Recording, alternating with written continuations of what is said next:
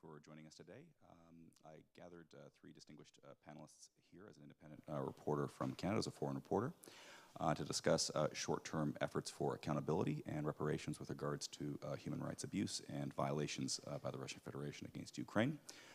Today we have Hanna Rassakhamina from Media Initiative for Human Rights, Koval from Truth Hounds, and Oleksandra Romantsova from the Center for Civil Liberties. I will leave the opening comments 5 minutes per speaker to discuss some of their thoughts on their expertise and relevance to the particular theme for today.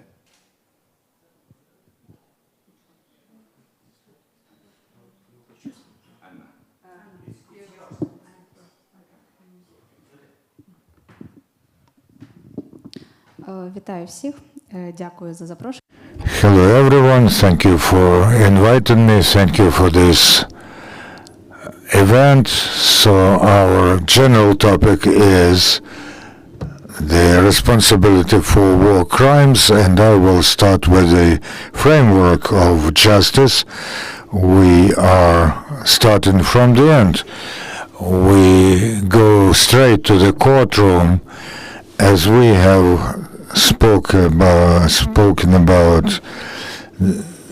before the start of the press conference, and the Russian-Ukrainian war is the most documented in the history of the mankind. However, despite this, we see that international justice bodies and quasi-justice bodies like the UN mechanisms or the Ukrainian justice system cannot work with such a massive amount of crimes and cannot provide for the justice for a substantial part of these criminals. And this is the reality we should take into account, and it can be denied during the 5th year of this onslaught. As far as the Prosecutor General Office says, they have documented over 20,000 war crimes, not to mention genocide, over 320,000 crimes, and this figure is growing every year. The more than 1,000 cases, persons responsible were identified, and we have 204 verdicts according to the official statistics. This is the reality that we are working with and we will live with in the future. We have to recognize that these figures will be growing manifold, and of course they will grow, but not essentially. We can talk a lot about the reasons. We can hold several different separate meetings about this, but in a concentrated way, I say that within the Criminal and Proceedings Code, it cannot allow for prosecuting those crimes.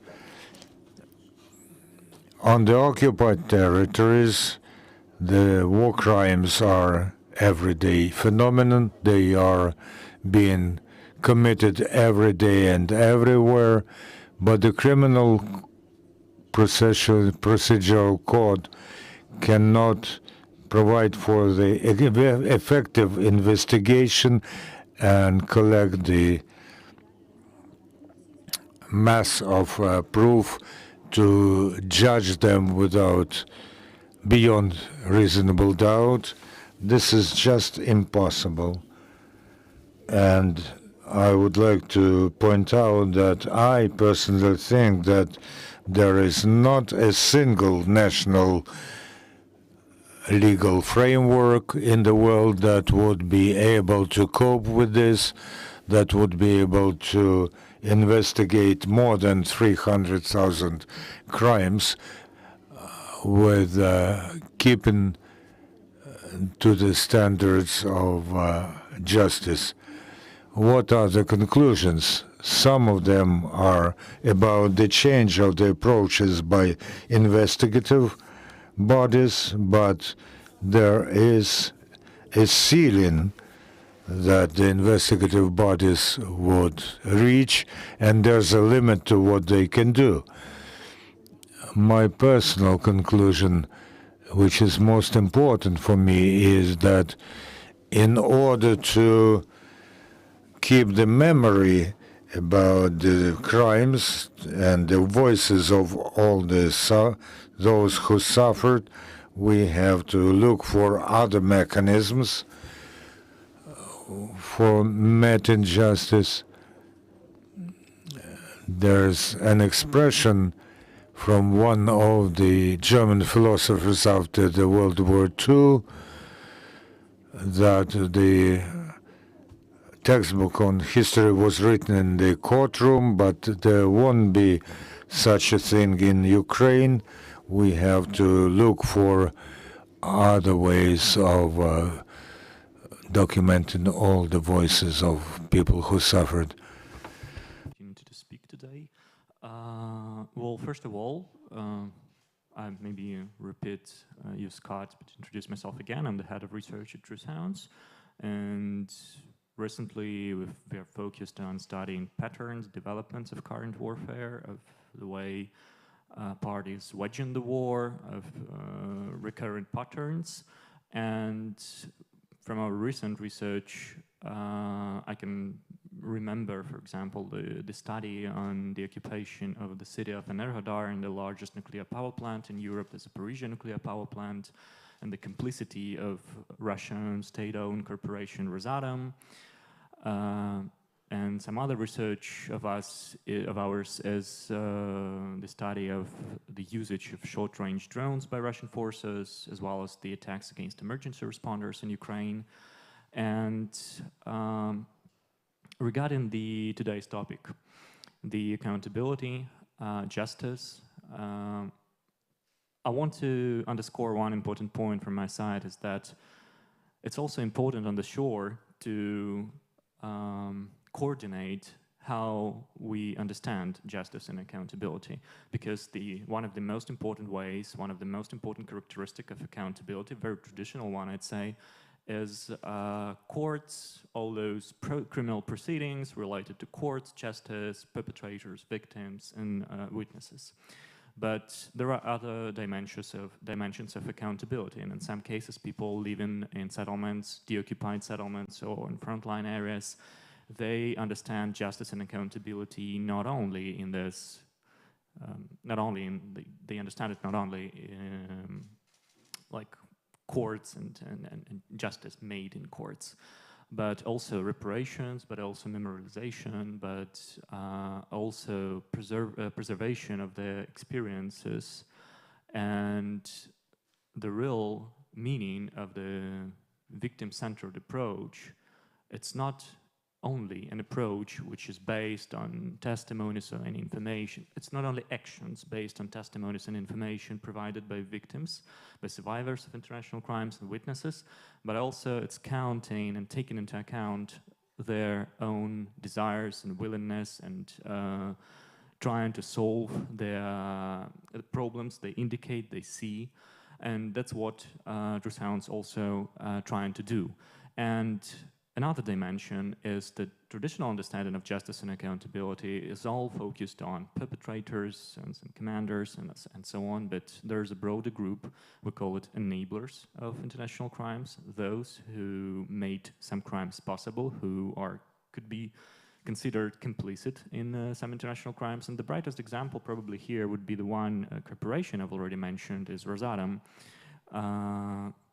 In our study dedicated to Zaporizhzhia nuclear power plant, we present evidence that Rosatom Corporation and its representatives were among those who targeted nuclear specialists and the biggest nuclear power plant in Europe, who were actually enabling that system of torture.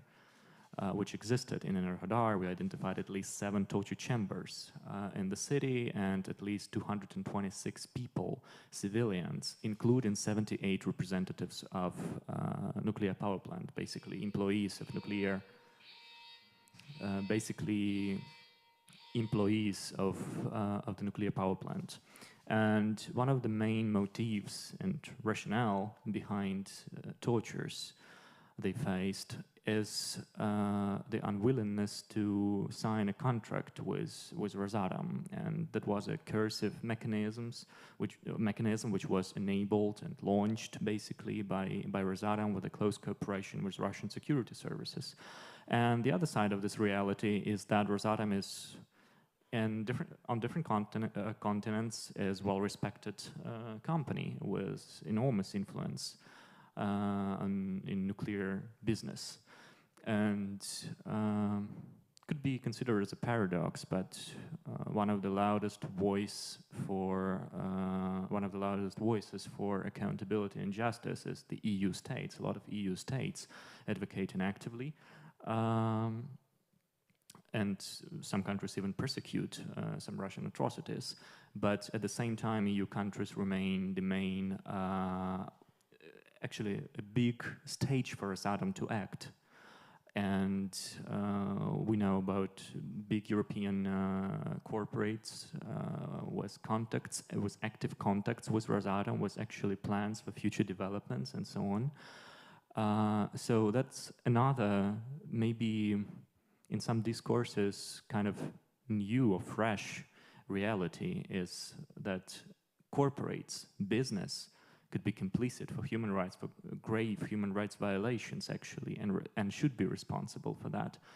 And that's also one of our targets, to make Rosatom responsible, basically, for the crimes committed in Enerhodar. Yeah, that would be my first intervention today. Yeah, hello again. Thanks for invitation and opportunity to speak about this important topic for now here. My name is Oleksandra Romantsova. I'm Executive Director, Center for Civil Liberties, and last year I documented war crimes and trying to figure out what that means. Justice and accountability for Ukraine in this absolutely hybrid kind of war.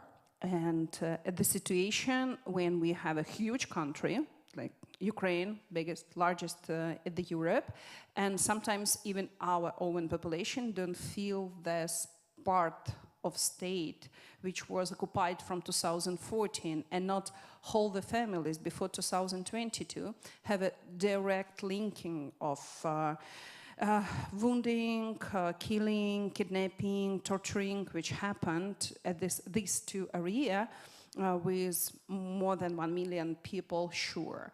So we need to understand from that moment how that happened, that two parts of quite big European country stay in the silence, even look at the whole our partnership which documented war crimes and bring this information to whole international mechanism, to hold the organization. We appealed to ICC to open these cases last 8 years before, and that's why this reaction was so quick in 2022, because before that we have 8 years where we're asking to open these cases.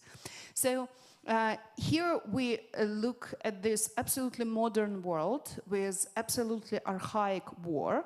So in the middle of the internet, in the middle of existing some agreement around the international principle of justice, we have 19th century's primitive aggression without any reason, and with a huge propagandist escort.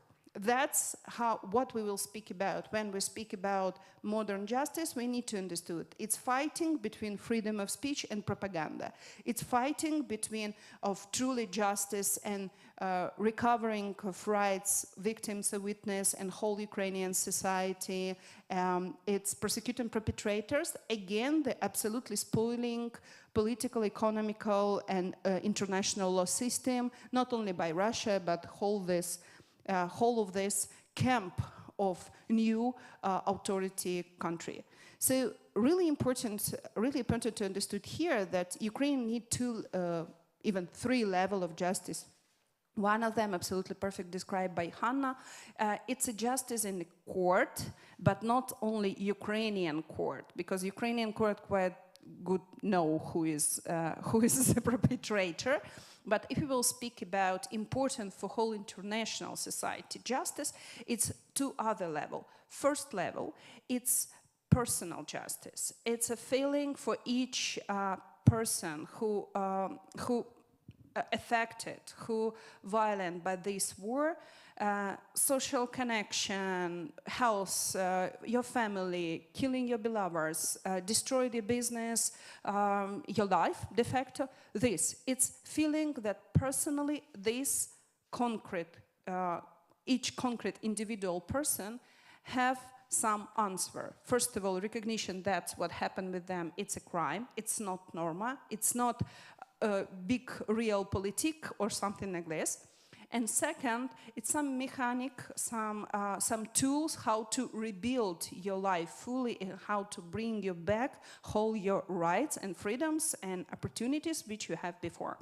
And second one, this justice, which exactly going not only to the court, but really important, all what we hold together documented last 12 years, it's data for making absolutely quick decision for now, what kind of political decision need to be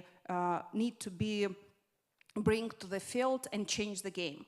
So that's so important. Even we don't have a court solution, we don't have a court hearing, we have a decision resolution of some international bodies where we bring this first part of manual, historical manual, who, how act and why we have such consequences in our international situation or our society. And last one, historical justice. And this historical justice even longer than just a court decision. It's a whole the complex of decision, resolution, some summaries and some not only consequences but some conclusions which we bring from all of this data, all of these situations, and after make such decision like example new kind of architecture of international not only justice but security. Now we have a crisis of human security.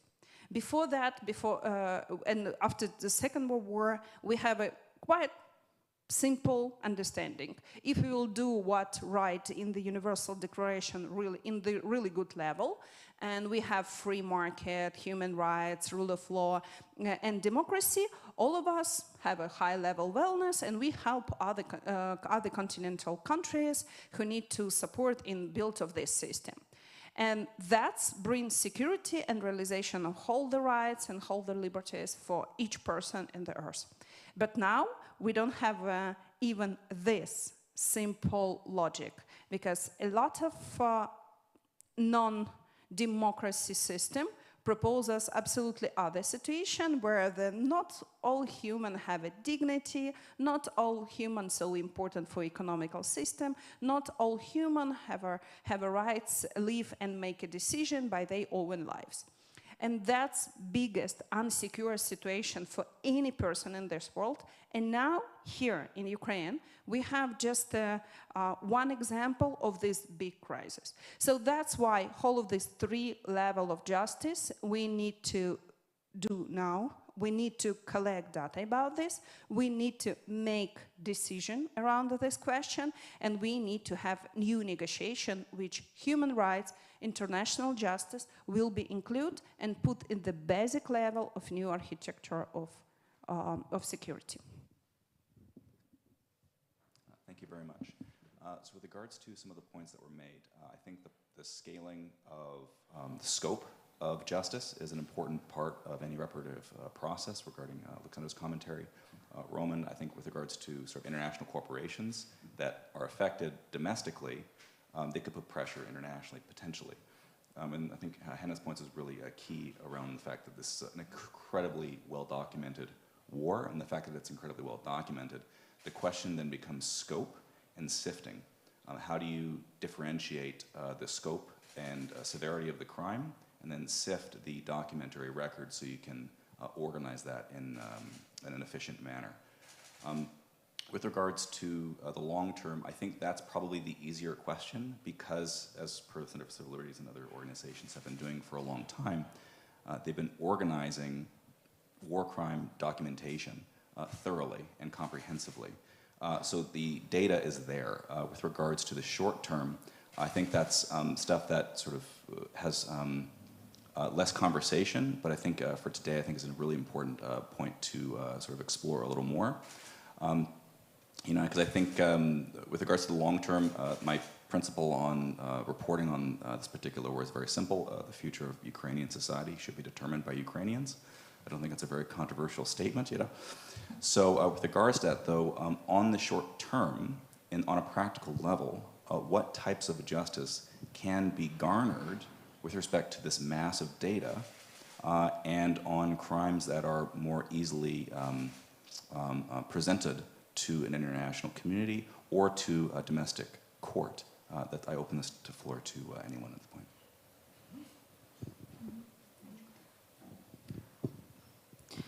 Дякую. Я знову ж таки почну. I will start from my court specifics. As I have told you, this is the key question, how we will document this and how we will provide a voice to everyone. Will we be able to, for the first time in history, bring Russia to justice and not let the world forget about them as this happened before? Speaking of specific tools, I will dwell on several moments. First, as we know, more than 300,000 war crimes have been documented, and the data about this are in the single state register of pre-trial investigations. However, I would tell you that as of today, this is the symmetry of pixels, because the functioning of the register does not allow to systematize this data, and they are verified, this data. And we know that if it was verified, then it was committed. We do not know which of the Russian soldiers or military men have committed them, and whether this was, for instance, a rape or a theft. However, all these facts are documented by Ukrainian bodies, and if we were able to systematize this, this would be a very important component of memorialization, because this would emanate not from the public organization NGO, but from law enforcement bodies. But as of today, no one can tell you how many rapes there were, how many people were illegally detained, and this is a problem. So we can know from the public space that only the cases where suspects were identified are made public, or when the verdict is pronounced. And this is a minimum percentage of all the crimes committed. So one of the efficient tools could be the systematization and publication of data on the registered crimes. Although we do understand that this is just a small portion of what was committed. In fact, for instance, the crimes that were committed in Mariupol or other occupied territories are not registered. I do not know what the exact forms of memorialization will be, but I am sure know that Ukraine will find such tools, maybe something that has not been there in the world at all, but maybe some actions of NGOs, law enforcement bodies, and international human rights organizations. They've been created, and I'm sure they will be found. There are many dimensions, right, for those kind of consequences, effects we call long-term and short-term. There are even some examples on the borderland between being long-term and being short-term, and I'll try to diversify them as much as I can right now, just not to talk about the criminal proceedings, but also criminal proceedings. It's not only about the identification of perpetrators and bringing them to the courts, but also it's about skills and capacities of the law enforcement system, right? And by investing the civil society organizations knowledge, expertise in those in investigations, by providing high quality testimonies of survivors, by sharing open source intelligence expertise with the law enforcement. All those points of contact between the civil society organizations and law enforcement that make law enforcement stronger, their capacities higher, more comprehensive, and so on. So we may understand it also as this kind of cooperation may understand also as an investment towards a more just, more efficient law enforcement system. As I said, it's kind of a borderland between long-term and short-term. Talking about more short-term,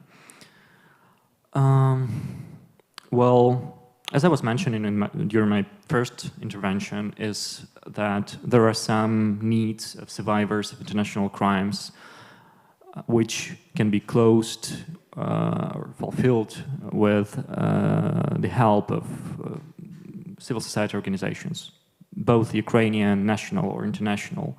And for example, for the victims of short-range drones attacks in the lower Dnipro region, right? The city of Kherson, Nikopol, even Ochakiv, even Zaporizhia as for now. Well, for those people, it's important not only for law enforcement, for example, to identify who exactly launched the drone or who gave an order to launch that drone and so on. But it's also important for them that the state or local authorities or service providers, non-governmental, for example, care about their needs, trying to protect them, trying to protect their children, their buildings, their property, investing their efforts also in making the coordination between military and local military units of some kind and local authorities, coordination between them more efficient in terms of notification of civilians about the threats. Because, for example, we conducted a field research, quite a massive field research while working on our investigation about the usage of short-range drones against civilians in that area. And one of our observations was that that there is no equally efficient notification systems in different communities. So, for example, it basically, on a practical level, it means that civilians in some area are not aware, in some cases, that there are kind of a threat in the air coming towards them, to hit them. So it's also a step towards building a more just society, a more just system, and also fulfilling the needs of those affected by violations of IHL.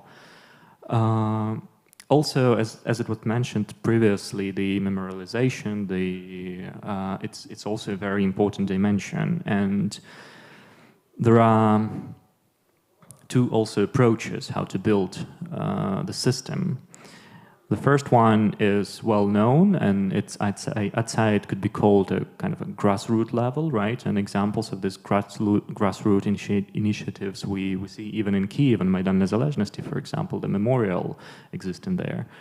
And at the same time, there are also a state-coordinated system, I'd say, right? It's about more rooted in time practices about directed and memorializing those affected by the hostilities. And especially in the second option, this process and those practices and policies should be well thought through, right? And it should be a public discussion about our approaches, about how to highlight different levels of experience of those affected by international crimes.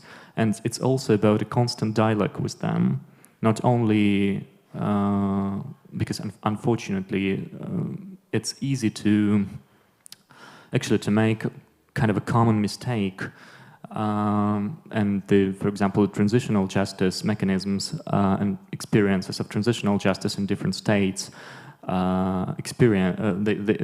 it's known, right? There are some kind of very common mistakes, and I'm telling this based on experience of transitional justice in different states. And for example, it's decided by politicians or decision makers that decide on which approach to memorialization would be appropriate, most appropriate, and so on. And the goal of Ukraine here and Ukrainian authorities here and Ukrainian civil society here must be to make sure that all those decision makers will count on experience of survivors of international crimes, not only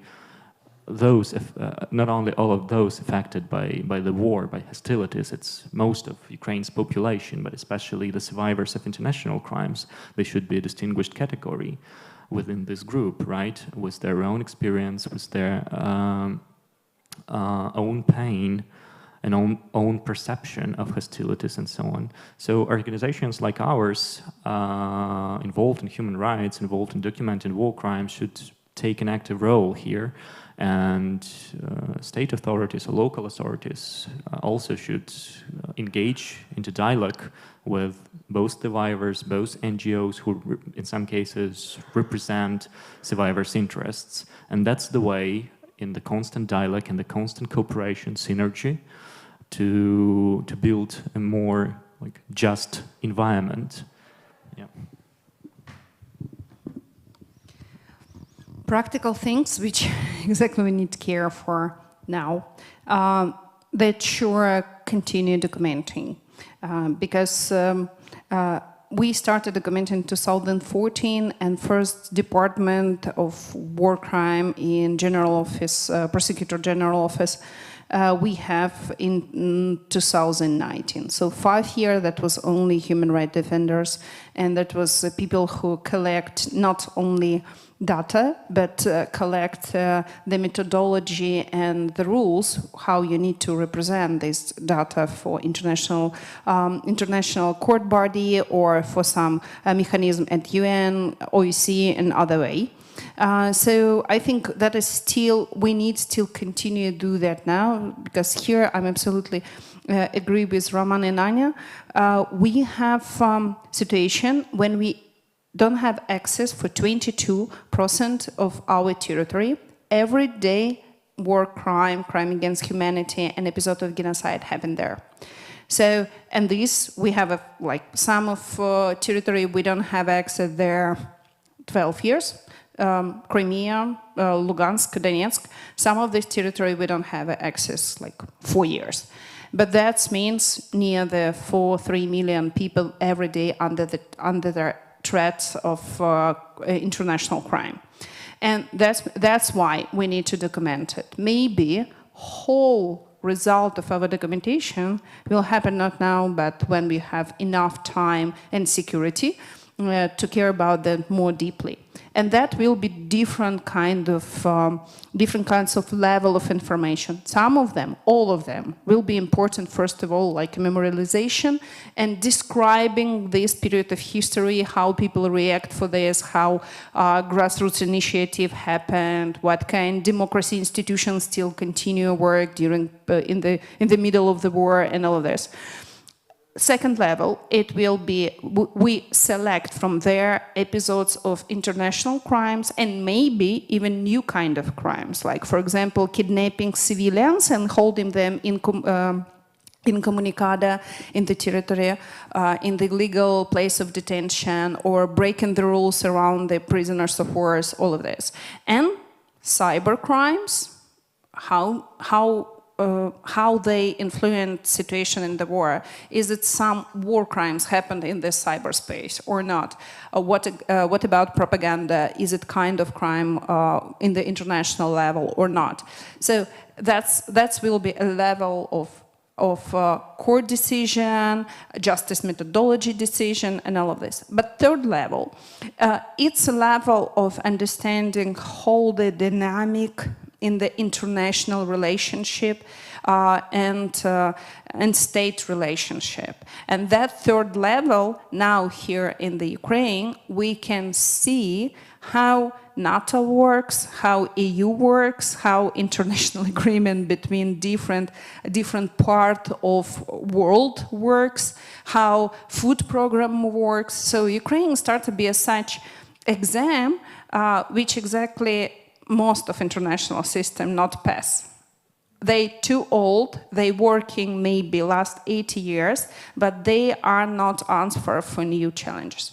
That's why I think here, not because Ukraine choose that or because Ukraine prefer it, but here happened really visible natural experiment, which we prefer don't have at all. But result of all of this situation will influence for whole the world, even some part of the world which never heard about Ukraine. So some, I don't know, Laos don't care about us, or Nicaragua don't care about us. But what happened here, it will be fluent for whole the world. Same like other version. When what happened there, what happened in Africa 10 years, where the Wagner committed war crimes, flew in for us. After 10 years in Donbass, we have a Wagner with same practice, with same skills. We have Russia Federation Army in Chechnya, in Syria, in Ukraine, commit absolutely same kind of crimes, which we have few comparing reports. So practical things here, not waiting of finalization of hot part of war or finalization of intensive battles. No, we people who live in the continuing war, in continuing trauma, and we need to make a decision now how we will live or all the consequences of this. And we, I mean not only Ukrainian population, I mean, whole the Europe, sure, and whole the world, if we will speak about international principles. So here it's a big laboratory, which we, again, not choose to be, but that's what happened here. So every day, look in the situation here, every day, look at this data and these consequences, and make a decision how to stop this crisis and how not to give any chance new step of this.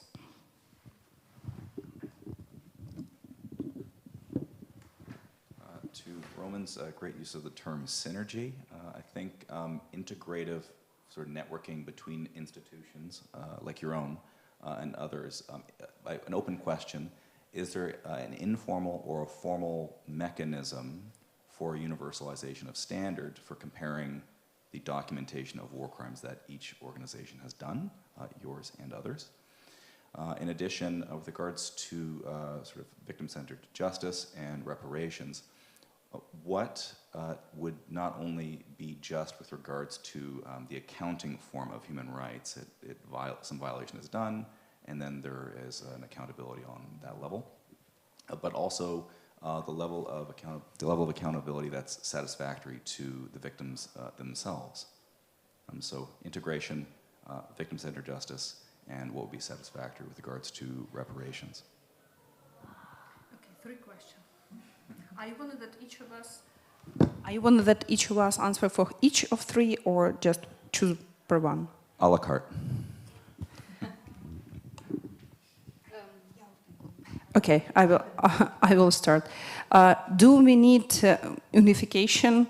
No, I think other way it's need to be a lot of different initiative who documented war crimes, because this field huge. And any initiative like Archive of Ukrainian War, 5 Truth Hounds, I mean, because they make investigation, not just documentation, and Tribunal for Putin, and 300 other initiatives need to be here. Because again, it's everyday huge, massive for data, really important in the personal level for like minimum 38 million people. I'm now about population of Ukraine, but that's for me much bigger. But sure, what we need built and systematized our inside Ukrainian institution who need to care about investigation, because this scope of this scale of problem, bringing us of the understanding that sure, any justice system can cover all, but we need for us, like for example, strong and understandable system for searching, looking, identification of missing person. We sure need investigation, international and national crimes in different bodies. That's our proposition. I will not speak for whole, but that's Center for Civil Liberties proposition. And we need to think how all of this will need to be built to incorporate and the concept and principles and standards of human rights of European Union, which we see like our perspective next step. So all of this, that's a huge task. In the moment when we are bombing, we was bombing or someone trying to target us by other kind of missile. So that's not easy, but I think that's what we need to care of right now, even don't have a final step of documenting where you have it all the put in the each right place, court, historical books, memorialization, recovering system. So here in Ukraine we have a lot of homework. If I may compliment Oleksandra on that topic. I do not think, as well as we need kind of a joint methodology for everybody and so on, but an important correction here would be that what we do need is the reassessment of constant, let's say, reassessment of approaches of human rights organizations, of law enforcement bodies to document war crimes, possible international crimes, and it's not only reassessment for reassessment, of course, just the evolution or some kind, but it has really practical reasons, because we see the development and very rapid development of, I don't know, modern means and methods of warfare, right? And the most obvious example for means is short-range drones, again. And to prove that an attack against a civilian person with the usage of short-range drone, it's not the same. It was intended to prove that it was intentional. It's not the same as to prove that an artillery shell hit civilians intentionally. Yeah, it was an intent to hit civilians, because there are electronic warfare systems, right? When we talk about short-range drones and so on. So we need new approaches: how to interview people, how to gather evidence, how to investigate such attacks.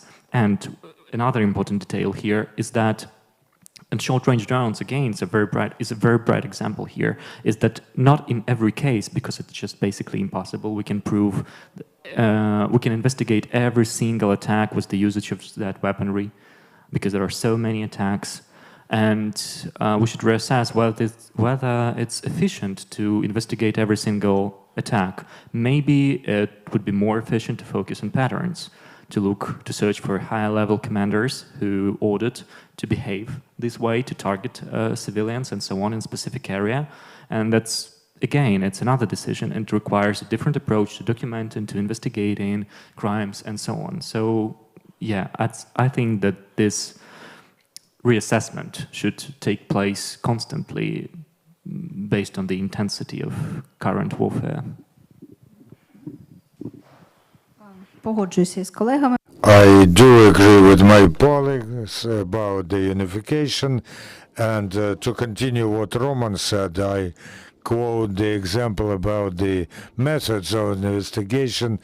This is the hunt by drones for civilians.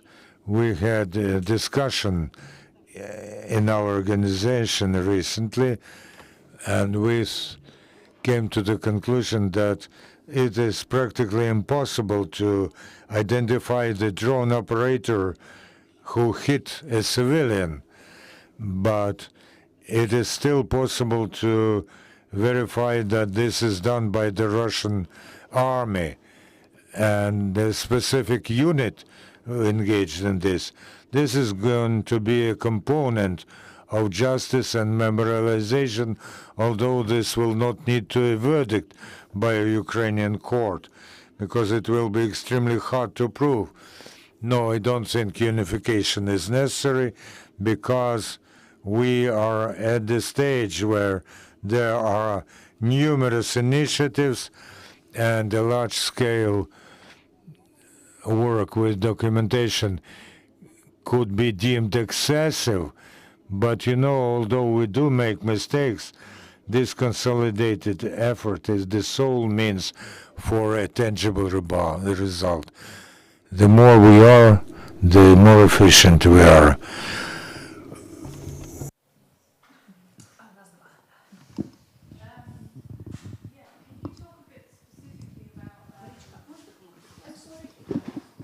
Thank you. Дякую. Can you talk a bit specifically? А можете більше і конкретно говорити про відшкодування за збитки, завдані війною, якщо взагалі вони є? Я знаю про фонд тимчасової компенсації, і люди за... Yeah, so reparations within Ukraine. So can you tell me like which ones are already available? And if you've got any figures about who's already received these reparations and how many applications there are. And if there's time, I just have another question, which is about your point about that memorialization there's different ways of doing it and it should be done with the local communities. And I was wondering if you have any examples of, again, I would mention Yagodne, of communities which have already started this process, and if the communities were involved, and if there have been any conflicts about how to do this memorialization.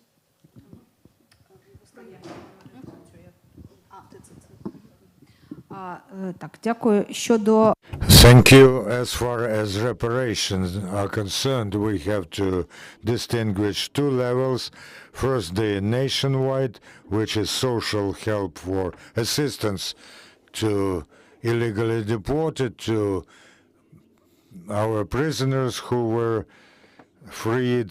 There's 50,000, 100,000, also psychological help, free medicines, but the problem is that it's being meted out by different bodies of state authority. There's no order in this, and it's hard for a person to get all that they are entitled to. And the second level is the register of damages for Ukraine. Most of the hopes are pinned on it because the capacity of compensation commission has to be much bigger than the Ukrainian budget. We know that the compensation commission, its creation has been launched recently, and the register of damages will be another tool of memorialization, a very important one. If there's enough reparation and compensation now to compensate for all damages, no, but there are the working system. All national politic of memorialization. We have a few centers who discuss it. One of these, for example, Kyiv School of Economy, they have a special faculty who trying to scholar study all the best examples. We've started from 9/11 at New York Memorial and how that whole going there, and finished of Utøya at the Norwegian strategy around the terroristic attack. So I think here we don't have a model which we have sure it's the best. We decided like this. We have a lot of different conflict now, and that put us just this question in the first step. But again, we have a 12 years to trying to different way, because we started speak about memorialization after 2015, when first losses we have. Thank you, Hanna, Roman, and Oleksandra for joining me today, and also the whole team at Media Center Ukraine for helping me co-organize this event today. Дякую.